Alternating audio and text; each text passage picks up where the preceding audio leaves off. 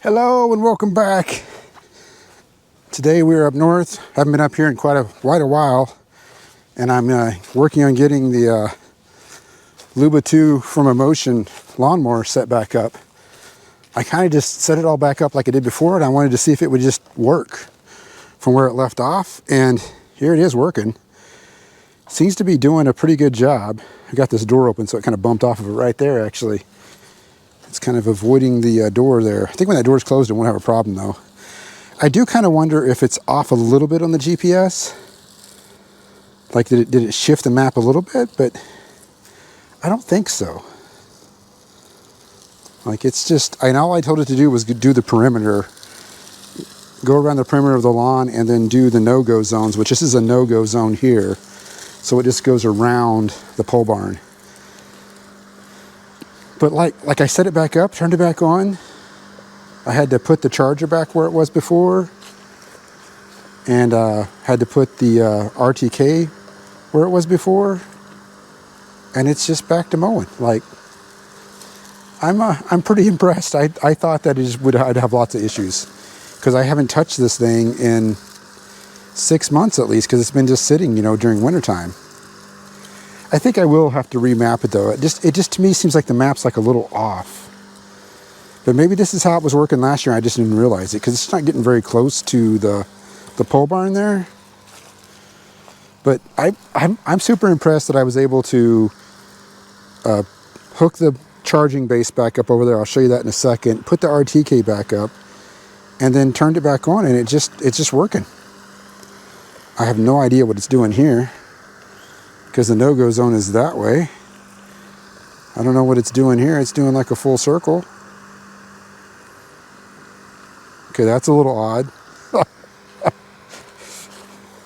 I'm not sure why it didn't just make the corner. I guess that's the way it makes the corner, I guess. And there's no grass to mow, so you can hear it spinning. Sounds like a fan. Because the blades underneath are just spinning, right? They're not really cutting any grass. Yeah, see, it's just not really getting really close to the building. I thought I had it getting a lot closer to the building than that.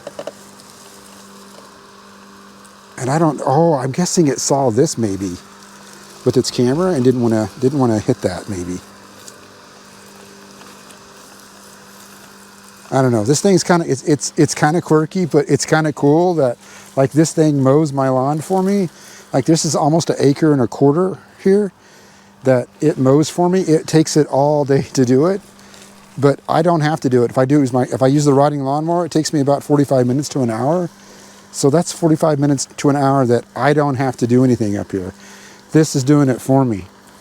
And so it saves me so much time. And I can program this where I can tell it to mow up here like every other day of the week, right? So, because you have to mow differently than you do with a traditional lawnmower.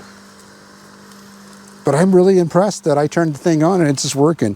I just want to make sure that once it's done doing what it's doing, I think once it finishes this loop here, I think it'll finish the perimeter, and then it's going to go dock itself back over here. I want to make sure that it actually will dock itself. And I'll show you what I'm talking about here, the base. So it's got a base docking station. That's where it goes and charges itself. It usually runs for about 1.5 hours till it runs out of power. And then it'll have to go back and dock itself here. And then when it docks itself, it takes about 45 minutes to recharge.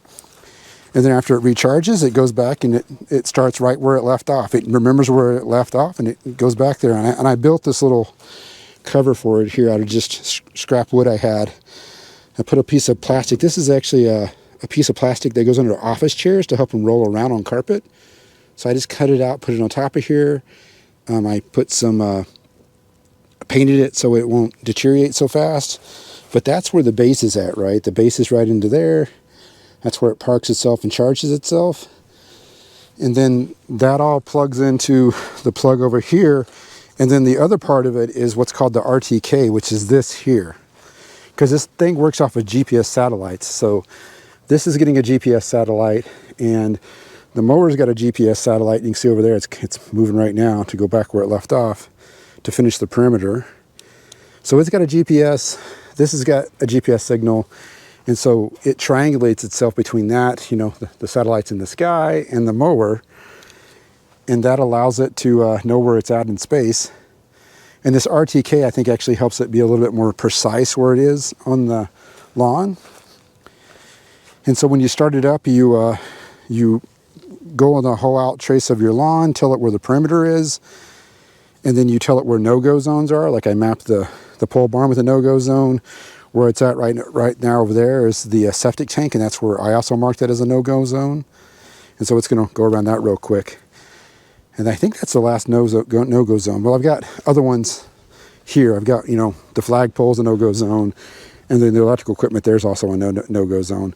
Otherwise, so you set those things up. You tell it the perimeter, you tell it the no-go zones, and then it knows where to stay in its boundaries, and you can tell it what direction you want it to mow on what days of the week, and it's pretty cool. Like the technology nowadays is pretty freaking cool. So I'm going to let it finish and see if it will dock itself. If it does, I'm going to call it success. I probably might tinker with it later on to maybe remap it, but I was hoping I wouldn't have to, and so far from what I'm seeing, I don't know if I will have to, right? So it finished over there, the last no-go zone. And now it's coming back here to dock itself on the charger. We'll see how it does here, see if it actually is successful. It's already turned off the blades, so it's not making that noise anymore, so it's just driving itself back here to park.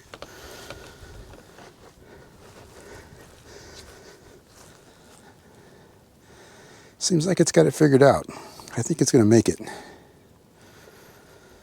It's pretty slow, and that's why I said it takes all day for it to mow the lawn.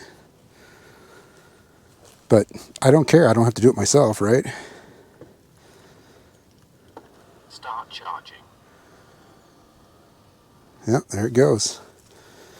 It's all set up and ready to go for the next time. So I'm ready for mowing season now. I mean, the grass isn't growing at all yet. It's still only getting up in the 50s, 60s. It's about 60 degrees today.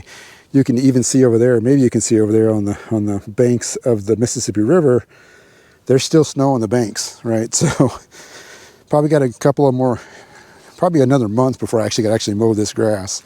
But at least I'm all set up and ready to go now. Like I can just click the button from home and say, hey, go mow the grass. So that's pretty cool. But anyways, I want to show you guys me setting that back up. I didn't know how it would work out, but like setting it back up after it's being stored all winter seems to work out. This will be year number 2 of me using that lawnmower. So you guys can follow along, and we'll be doing some more videos on that to see how it does throughout the year.